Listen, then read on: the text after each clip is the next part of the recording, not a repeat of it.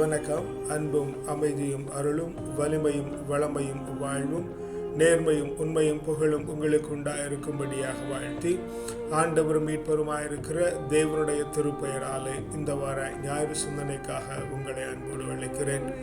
இந்த வார வாசகங்கள் ஊடாக நம்முடைய தேவன் நம்மை புனிதமாக்குகிற தேவன் என்கிற கருப்பொருளிலே நாம் தியானம் பண்ணுகிறோம். முதல் வாசகத்தின் வழியாக நம்மிடையே புனிதர்கள் காணப்பட்டால் அவர்களை நம்மிடத்திலே தங்க வைக்க வேண்டும் என்கிற காரியத்தையும், திருப்பாடல் வழியாக ஆண்டவருடைய பேரன்பை நாம் நினைத்து பார்த்து அதை அறிக்கை பண்ண வேண்டும் என்கிற காரியத்தையும், இரண்டாவது வாசகத்தின் வழியாக கிறிஸ்துவில் நாம் இறந்து உயிர் தள்ள வேண்டியது இருக்கிறது என்கிற காரியத்தையும், நற்செய்தி வாசகத்தின் வழியாக சிலுவையை சுமக்கிறதன் மூலமாக நாம் புனிதம் அடைகிறோம், ஆண்டவர் நம்மை புனிதமாக்குகிறார் என்கிற காரியங்களை குறித்து நாம் தியானம் பண்ணுகிறோம். முதல் வாசகம் அரசர்கள் 2வது நூலில் இருந்து நமக்கு தரப்பட்டிருக்கிறது. சூனேமு நகரத்து பெரும் சீமாட்டி ஒருத்தியிடம் இறைவாக்கினர் தங்கச் செல்லுகிறார். அந்த பணக்கார பெரும் சீமாட்டி இறைவாக்கினர் சூனேமுக்கு வருகிற பொழுதெல்லாம் அவரை தன் வீட்டில் வந்து தங்கச் சொல்லுகிறார்.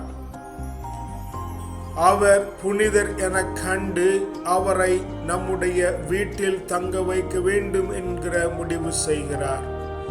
நீ புனிதரை காண வேண்டும், புனிதமான ஜனங்களை காண வேண்டும், இறைவாக்கினர்களை, தீர்க்கதரிசிகளை, கர்த்தருடைய புனிதர்களை இந்த உலகத்திலே காண வேண்டும். அப்படி அவர்களை கண்டு அவர்களை உன்னுடைய வாழ்வில் தங்க வைக்கிறதன் மூலமாக நாம் புனிதமடைகிறோம் என்கிற காரியத்தை முதலாவது நாம் இங்கே உணர்ந்து கொள்ளுகிறோம். அந்த பெரும் சீமாட்டி என்ன வேண்டும் என்று கேட்கப்படுகிற பொழுது, நான் சமுதாயத்தில் மிக நலமுடன் இருக்கிறேன் என்கிற வார்த்தையை உதிர்க்கிறதை பார்க்கிறோம். கேசகிதான் அவளிடத்தில் குழந்தை இல்லை என்கிற குறையை கண்டுபிடித்தான். ஆனால் சீமாட்டி தன்னை பொறுத்தவரையில் நிறைவுள்ளவளாக வாழ்ந்தாள். நீ நிறைவுள்ளவளாக வாழ தொடங்குகிற பொழுது, நீ நிறைவுள்ளவனாக வாழ தொடங்குகிற பொழுது, உனக்கு ஆண்டவர் தந்திருக்கிற காரியத்திலே நீ நிறைவடைகிற பொழுது நீ பெரும் மனிதனாகிறாய், மிகச்சிறந்த மனிதனாகிறாய். நீ புனிதர்களை உன்னிடத்திலே தங்க வைக்கிறதன் மூலமாக ஆண்டவரை நீ வெளிப்படுத்துகிறாய், புனிதமான வாழ்க்கையை வாழ தொடங்குகிறாய். எலியா அவர்களிடத்திலே வாக்குத்தத்தம் கொடுக்கிறார். அடுத்த வருடம் இந்நாளில் நீ ஒரு ஆண் மகவை பெற்றிருப்பாய். ஏன் அவர் பெண் மகவு என்று சொல்லவில்லை, ஆண் மகவு என்று சொல்கிறார்?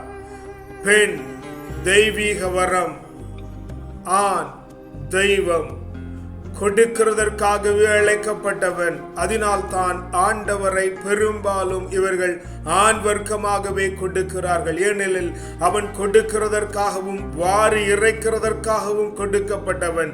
பெண் தன்னிடத்திலே கொடுக்கப்படுகிறவளை எல்லாம் பல மடங்காய் ஆக்கி கொடுக்கிறவள். அதனால்தான் பெண் தெய்வீக வரம் என்றும் ஆண் தெய்வம் என்றும் நாம் சொல்லுகிறோம். ஆக வாரி வாரி கொடுக்கும்படியான ஒரு சூழ்நிலையை ஆண்டவர் ஏற்படுத்துகிறார். அதுவே முதலாவது தெய்வத்தின் தன்மை. அதனால் தான் நாம் முதல் வாசகத்தின் வழியாக உணர்ந்து கொள்ளுகிறோம். ஒரு புனிதமானவரை தன்னிடத்திலே தங்க வைக்கிறதன் மூலம் நாம் ஆண்டவரிலே புனிதமாகிறோம். குறைகளை காணா நிலையை நாம் அடைகிற பொழுது நாம் புனிதம் அடைகிறோம். வாரி வாரி கொடுக்கிற சூழ்நிலையை, எதையும் எதிர்பார்க்காமல் வாரி வாரி கொடுக்கிற சூழ்நிலையை நாம் உண்டாக்குகிற பொழுது, செய்கிற பொழுது நாம் புனிதம் அடைகிறோம் என்கிற காரியத்தை முதல் வாசகத்தின் வழியாக நாம் உணர்ந்து கொள்ளுகிறோம். திருப்பாடல் வழியாக ஆண்டவருடைய பேரன்பை நினைத்து அதனை அறிவிக்கிறதன் மூலமாக ஆண்டவர் உண்மை உள்ளவர் என்று நம்முடைய நாவினாலே அறிக்கை பண்ண வேண்டும் என்று இங்கே பாடலாசிரியர் சொல்லி தருகிறார். நம்முடைய வாயின் வார்த்தைகள் எப்பொழுதும் உண்மையுடையதாக இருக்க வேண்டும். உள்ளதை உள்ளதென பேசி முடிக்கிறதா இருக்க வேண்டும். உங்களுடைய பேச்சு ஆம் என்றால் ஆம் என்று இருக்கட்டும், இல்லை என்றால் இன்மை என்று இருக்கட்டும். உண்மையை பேசி உண்மையை நாவாலே அறிக்கை பண்ணுகிறவர்களாக இருக்கிற பொழுது நாம் புனிதமாக்கப்படுகிறோம். விழாவின் பேரொளியை அறிந்து ஒளியிலே நடக்கிறவர்களாய். விழா காலங்கள் என்பது மேன்மைமிகு காலங்கள். இந்த மேன்மைமிகு காலங்களிலே எக்காலங்கள் ஊதப்பட்டு ஒளிகள் எழுப்பப்படுகிறது. ஏனெனில் நீ ஆண்டவரோடும் அவருடைய ஐக்கியத்தோடும் மிக லகுவாய் ஒன்றிணையும்படியாக. இப்படி ஆண்டவருடைய விழாவின் நாட்களிலே பேரொளியை கேட்டு அந்த ஒளியிலே நடக்கிறவர்களாய் நாம் மாற வேண்டும். அப்படி பெருநாட்களிலே ஆண்டவருடைய ஒளியில் நடக்கிற பொழுது நாம் புனிதம் அடைகிறவர்களாய் இருக்கிறோம். நாம் களி கூர்ந்து நீதி செய்கிற பொழுது புனிதம் அடைகிறோம். நாம் நீதி செய்கிற பொழுது புன்முறுவலோடு செய்ய வேண்டும்.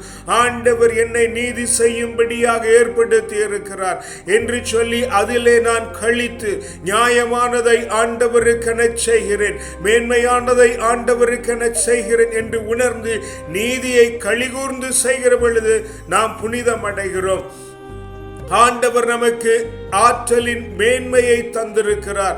அவருடைய ஆற்றலை நாம் உணர்ந்து அந்த ஆற்றல் நம்மிடத்திலே இருக்கிறது என்கிறதனை உணர்ந்து அந்த ஆற்றல் மேன்மை மிக்கது என்கிறதனை உணர்ந்து ஆண்டவரிடத்திலே தூயவரை கேடகமாக நம்முடைய வாழ்விலே நாம் கொண்டு அவருக்கென நீதியான காரியங்களை நாம் செய்கிற பொழுது நாம் ஆண்டவரிலே புனிதம் அடைகிறோம், மேன்மையான காரியங்களை செய்கிறோம், நீதியை செய்கிறோம், உண்மையை பேசுகிறோம். நீதியை களிப்புடன் செய்கிற காரியத்தினாலே நாம் புனிதம் அடைகிறோம். தூயவரை நம்முடைய கேடகமாக கொண்டிருக்கிறதினாலே நாம் புனிதம் அடைகிறோம். ஆண்டவருடைய ஆற்றலை உணர்ந்து அதனுடைய மேன்மையை உணர்ந்து நம்முடைய வாழ்விலே செயல்படுகிறதினாலே நாம் புனிதம் அடைகிறோம். ஆண்டவர் நம்மை புனிதமாக்குகிறார் என்கிற காரியங்களை நாம் திருப்பாடல் வழியாக கற்றுக்கொள்ளுகிறோம். இரண்டாவது வாசகத்தின் வழியாக பவுல் ரோமையருக்கு எழுதுகிற பொழுது இப்படி எழுதுகிறார்: கிறிஸ்துவோடு திருமுழுக்கிலே நீங்கள் இறந்து போகிறீர்கள். திருமுழுக்கு என்றால் ஞான ஸ்நானம். ஞானத்திலே நீங்கள் முழுக்கு அடைகிற பொழுது, முழுமை அடைகிற பொழுது, ஞானத்தை கடந்து வருகிற பொழுது கிறிஸ்துவுக்குள்ளே நீங்கள் மரித்து போகிறீர்கள். அவர் மரித்து உயிர்த்தது போலவே நீங்களும் உயிர்த்தெழுந்து புதிய வாழ்வை அடைகிறீர்கள் என்று இங்கே பவுல் எழுதுகிறார். இதிலே சூசகமாக சொல்லப்பட்ட காரியத்தை நாம் மிக நன்றாய் உணர்ந்து கொள்ள வேண்டும். கிறிஸ்துவை நாம் ஏற்றுக்கொண்டிருக்கிறோம். கிறிஸ்து மரித்தது போல நாமும் மரிக்கிறோம். நாம் மரித்து புது வாழ்வு அடைகிறோம். இந்த ஒப்புமையை தான் நாம் ஞான ஸ்நானம் என்கிற காரியத்திலே உணர்ந்து கொள்ளுகிறோம். ஞானத்திலே நீ முழுக்கு அடைகிற பொழுது, ஞானத்திலே நீ கடந்து வருகிற பொழுது கிறிஸ்துவுக்குள்ளே மரித்து போகிறாய். உன்னுடைய பழைய வாழ்வு மரித்து போகிறது, உனக்கு புதிய வாழ்வு உண்டாகிறது. அது ஒவ்வொரு நாளும் நடக்கிறது, காலங்கள் தோறும் அது நடக்கிறது. நேற்றைய மனிதனாய் நீ இன்று இருக்கிறதில்லை. நேற்றைய பழைய காரியங்களை எல்லாம் நீ களைந்து நேற்றுக்கு நீ இறந்து இந்த நாளிலே நீ புதிய மனிதனாய் உயிர்ப்பித்து ஆண்டவருடைய ஞானத்தில் நீ உயிர்த்தெழுந்து கிறிஸ்துவாக உயிர்த்தெழுந்து நீ புதிய வாழ்வை இந்த நாளிலே பெற்றிருக்கிறாய். ஆக நேற்றைய நாளுக்கான எல்லா பொல்லாத காரியங்களையும் தள்ளி வைத்துவிட்டு இந்த நாளிலே புதிய வாழ்வு முறையை நாம் மேற்கொள்ள வேண்டும். ஆண்டவருடைய வசனத்தை வாசிக்கிறோம், அதை தியானம் பண்ணுகிறோம், அதை கேட்கிறோம், நண்பர்களோடு அளவளவாகிறோம். இவைகளை எல்லாம் கேட்டு செய்கிறதற்கான காரியம் என்ன? நேற்றைய பழைய வாழ்வை நாம் வாழ முடியாது. ஆண்டவருக்கென நாம் ஒரு புதியதொரு வாழ்வை வாழ வேண்டும். அதற்காகத்தான் நாம் கிறிஸ்தவன் என்று அழைக்கப்படுகிறோம். கிறிஸ்துவுக்குள்ளே மரித்து போகிறோம். நாம் கடவுளுக்காகவே வாழ்கிறோம். கடவுள் அனைத்தையும் கடந்திருக்கிறார். இன்றை நீ கடந்து நாளைக்கு போகிறாய், புது வாழ்வு அடைகிறாய். நாளையை கடந்து மற்றொரு நாளுக்குள்ளாய் நீ கடந்து போகிறாய். அங்கே நீ ஒரு புது வாழ்வை அடைகிறாய். இப்படி நாள்தோறும் காலங்களாய் மாறி காலங்களை கடந்து புதிய காலங்களுக்குள்ளே நீ கடந்து ஒவ்வொரு நாளும் கிறிஸ்துவை போல, இயேசுவை போல, கடந்திருக்கிறவரை போல, இறைவனை போல நீ மாறுகிறதினாலே நீ புனிதமடைகிறாய் என்கிற காரியத்தை நாம் பவுலின் இந்த 2வது வாசகத்தின் வழியாக உணர்ந்து கொள்ளுகிறோம். கடவுளுக்காக வாழ நாம் அழைக்கப்பட்டிருக்கிறோம். கடவுள் இருக்கிறது போல நாம் இருக்க அழைக்கப்பட்டிருக்கிறோம். இறைவனாக மாற அழைக்கப்பட்டிருக்கிறோம். அதனால் தான் ஆண்டவர் நான் பரிசுத்தராய் இருக்கிறது போல நீங்களும் பரிசுத்தராயிருங்கள் என்று நம்மை நோக்கி அழைப்பு விடுகிறார். தன்னுடைய சாயலாகவும் பாவனையாகவும் நம்மை ஏற்படுத்தினுடைய காரியம் இதுதான் என்கிற காரியத்தை நாம் நன்றாய் உணர்ந்து கொள்ள வேண்டும். நற்செய்தியிலே ஆண்டவர் நமக்கு சொல்லி தருகிறது என்ன? தன்னுடைய சிலுவையை சுமந்து கொண்டு நாம் செல்ல வேண்டும். பெற்றோரிடத்திலே அதிகம் அன்பு காட்டினால் நாம் புனிதனாய் மாற முடியாது. எனக்கு பிரியமானவனாய் மாற முடியாது என்று வேதம் எங்கே சொல்லி தருகிறது. அதைத்தான் நான் ஆண்டவருக்குள்ளே நீ புனிதமடைய முடியாது என்று விளம்புகிறேன். பிள்ளைகளிடத்திலே அதிகம் அன்பு இருந்தால் ஆண்டவரிடத்திலே நாம் புனிதனாக மாற முடியாது. சிலுவையை சுமக்காமல் ஆண்டவரை நான் பின்தொடர்கிறேன் என்று சொன்னால் அதிலும் நாம் புனிதமாக முடியாது. ஒரே ஒரு மார்க்கம் தான் இருக்கிறது. ஆண்டவர் ஒவ்வொரு நாளும் தருகிற சிலுவையை நாம் சுமக்க வேண்டும்.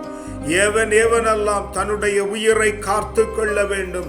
இந்நாளிலே இப்படி நான் இருக்கிறதை போலவே எந்நாளும் இருக்க வேண்டும் என்கிற நிலையில் எவனெல்லாம் இருக்கிறானோ அவன் தன்னுடைய வாழ்வை மாய்த்து கொள்ளுகிறான். ஆண்டவருக்குள்ளே தன்னுடைய உயிரை துறக்கவும், பழைய வாழ்க்கையை விட்டு புதிய வாழ்க்கையை மேற்கொள்ளவும் ஆண்டவர் சிலுவை என்கிற காரியத்தின் மூலமாய் தருகிற எல்லா பாடங்களையும், சோதனைகளையும், வேதனைகளையும் ஏற்றுக்கொண்டு அவைகளின் ஊடாய் எவன் கடந்து போகிறானோ அவன் நாளொரு மேனியும் பொழுதொரு வண்ணமுமாய் ஆண்டவருக்குள்ளே உயிர் தொழுகிறான், புது வாழ்வடைகிறான், புனிதமடைகிறான், ஆண்டவருக்கென வாழ்கிறவனாய் இருக்கிறான். பிற்பகுதியிலே ஆண்டவர் சொல்லித் தருகிறார், நேர்மையாளரை நேர்மையாளர் என்று ஏற்றுக்கொள்ளுகிறவன் அதற்குரிய சம்மானத்தை பெறுகிறான்.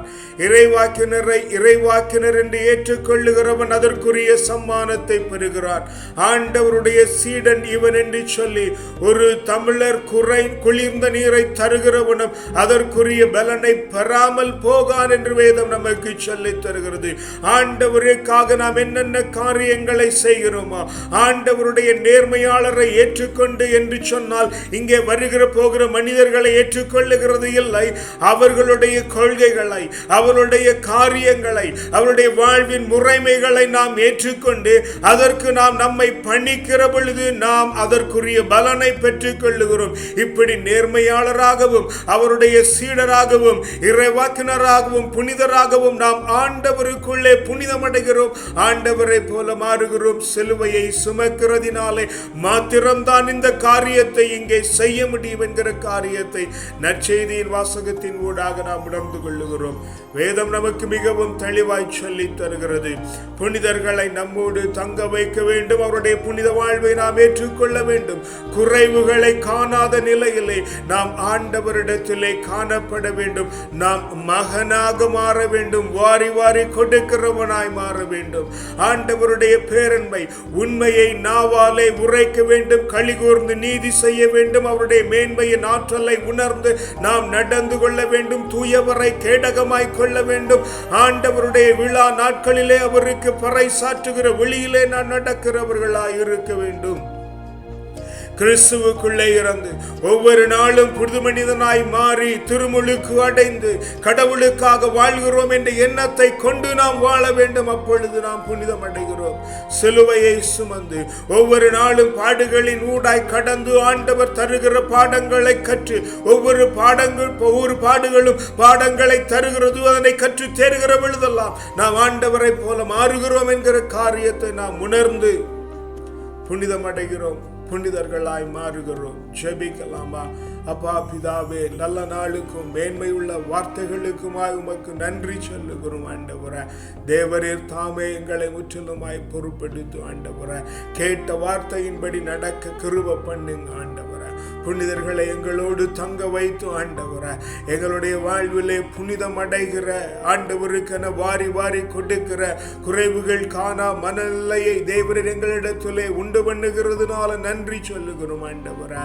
அப்பா, உம்முடைய பேரன்பை உண்மையை எங்களுடைய நாவாலே அறிவித்து ஆண்டவரே, நீதியை கலிகூர்ந்து செய்து ஆண்டவரே, ஒளியிலே நடந்து பேரொளியின் சத்தத்தை கேட்டு உம்முடைய ஒளியிலே நடந்து உம்முடைய உண்மையான ஆற்றலை உணர்ந்து தூயவரை கேடகமாய் கொண்டு எங்களுடைய வாழ்க்கையிலே புனிதமடைய தேவரீர் கிருபை பண்ணுவீராக. கிறிஸ்துவுக்குள்ளே நாள்தோறும் இறந்து ஆண்டவரே, மறுநாள் புதியவர்களாய் உயிர்ப்பித்து எழுந்து ஆண்டவரே, எங்களுடைய எல்லா பழைய வாழ்க்கை முறைகளையும் மாற்றி கடவுளுக்கென்று வாழுகிறவர்களாய், தேவரீருக்கென்று வாழுகிறவர்களாய் தேவரீர் எங்களை மாற்றி விடுகிறதுனால நன்றி சொல்லுகிறோம் ஆண்டவரே. நீர் தருகிற அனுமதிக்கிற சிலுவைகளை சுமந்து எங்களை மாற்றி உம்மை போல ஆண்டவரே, நேர்மையாளரை போல, இறைவாக்கினரை போல, உம்முடைய சீடர்களை போல நாங்கள் மாறி ஆண்டவரே, உமக்கு பிரியமானவர்களாய் மாற தேவரீர் கிருபை பண்ணுவீராக. இப்படி எங்களை புனிதமாக்குகிறதுனால உமக்கு நன்றி சொல்லுகிறோம். எங்களுடைய எல்லா காரியங்களையும் உம்முடைய கரத்தில் ஒப்பு கொடுக்கிறோம். முற்றிலுமாய் தாழ்த்தி வழி நடத்துங்க. வல்ல மீட்பருடைய நாமத்தினால ஜெபிக்கிறோம் ஜீவனுள்ள நல்ல பிதாவே, ஆமென். கர்த்தர் உங்களை ஆசீர்வதிப்பாராக. சமாதானம்.